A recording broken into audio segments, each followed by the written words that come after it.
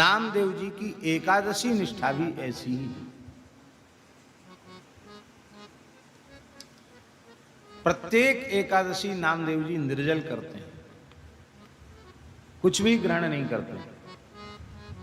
रात्रि को जागरण करते हैं, संकीर्तन करते हैं। स्वयं तो निर्जल करते ही हैं,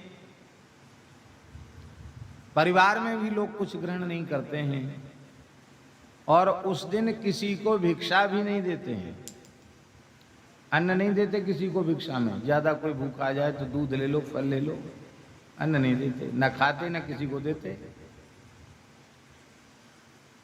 तो उनकी व्रत निष्ठा की परीक्षा के लिए स्वयं पंढरीनाथ भगवान वृद्ध ब्राह्मण के रूप में आए और लाठी टेकते हुए आए। आकर के नामदेव जी के द्वार पर ही लुढ़क गए। नामदेव जी ने दौड़कर ब्राह्मण देवता को हाथ से पकड़ के उठाए बिठाए। महाराज क्या हुआ? अरे बोले पता नहीं कितने दिन हो गए अन्न भीतर गया नहीं है, तो अन्न के बिना प्राण ही निकल रहे हैं, भूख के मारे जान निकल रही है, कुछ लाओ। तो आपने कहा कि अवश्य आपको हम देते, लेकिन आज तो आपको हम कुछ दे नहीं सकते, आप प्रेम से विराजें। कल द्वादशी को आपको पारायण करा के तब हम फिर प्रसाद पाएंगे, हम भी पारायण करेंगे, हमारी आज एकादशी है। तो ब्राह्मण वेशधारी भगवान बोले, अरे भाई तुम कल कहते हो अन्न देने की बात, और हम तो इतने भूखे हैं कि हम तो प्रतीक्षा नहीं कर सकते, हम तो मर ही जाएंगे, हमारा तो प्राणांत हो जाएगा।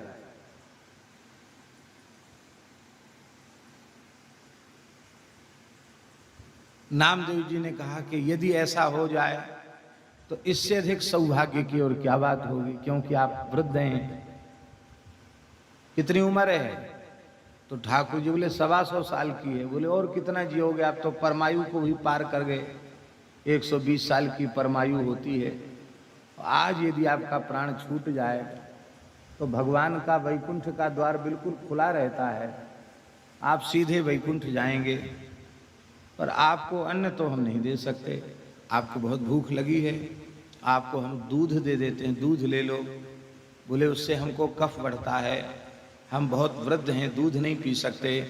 दही ले लो। अरे बोले तो निमोनिया हो जाएगा, दही भी हमारे अनुकूल नहीं है। तो फल ले लो। कहते जुकाम हो जाएगा, बहुत ठंड करता है, फल हम कभी नहीं खाते, हमको तो बहुत नुकसान करता है। क्या खाओ? दाल भात खाएंगे। बोलो वृंदावन बिहारी। बोले तो वो तो नहीं मिलेगा। ठाकुर जी बोले कि देखो 5 साल से कम जिसकी आयु है उसको और 90 साल से ऊपर जिसकी आयु है उसको यदि एकादशी न करे तो दोष नहीं लगता, और हम तो 90 क्या, हम तो 100 को भी बहुत आगे चले गए हैं। बोले वो ठीक है, लिखा है तो आप उसको स्वीकार करते हैं, हम भी उसको मना नहीं करते, लेकिन हमारा तो नियम है हम एकादशी को कुछ लेते भी नहीं, और कोई कुछ भी मांगे हम देते भी नहीं किसी को। हम तो चाहते हैं कि आप भले ही आप कहते हो हम एकादशी नहीं करते, हम तो छोड़ दी एकादशी, तो कोई बात नहीं, आज तो कर ही लो, हम आपका व्रतभंग क्यों करें, हमारे यहाँ तो आपको एकादशी करनी पड़ेगी। तमाम भीड़ वहाँ इकट्ठी हो गई। लोग कहने लगे हम लोग एकादशी नहीं करते हैं, हमारे घर में चल के आप भोजन कर लो, हम भी ब्राह्मण हैं, हमारे घर में खा सकते हो आप। ठाकुर जी बोले नहीं, हम तो इसी के दरवाजे पर प्राण देने आए हैं। ये जिद्दी है, हठी है, कहता नहीं खिलाएंगे, हम खाएंगे तो इसी के यहाँ खाएंगे, नहीं तो मर जाएंगे। और नाटक करते करते ठाकुर जी तो चारों खाने चित्त हो गए, पधार गए।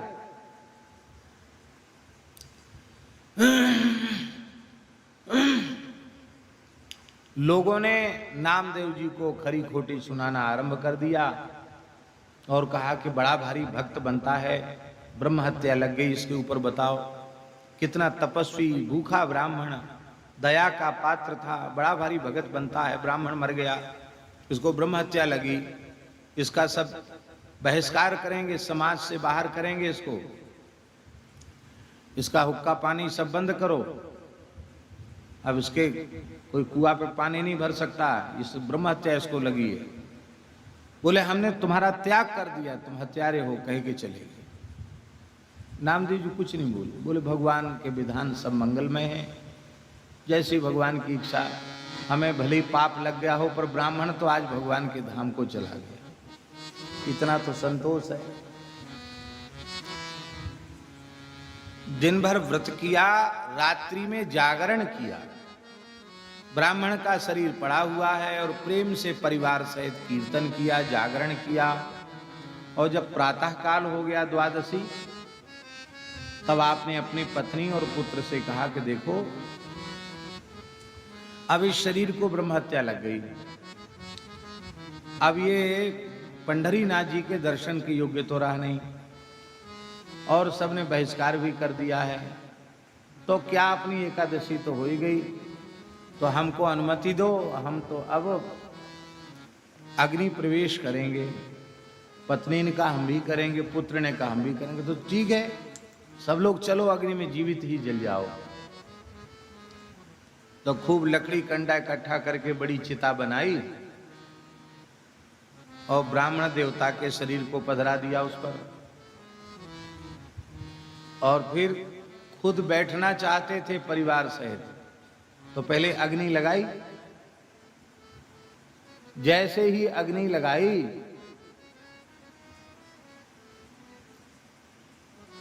श्री सनकादिक भगवान की जय। जैसे ही अग्नि लगाई महाराज जी, ठाकुर जी को नेक आंच लगी होगी, तो ठाकुर जी के शरीर में हलचल आई, वो तुरंत चिता से उतरे और नामदेव जी का हाथ पकड़ के और खींच लिया बाहर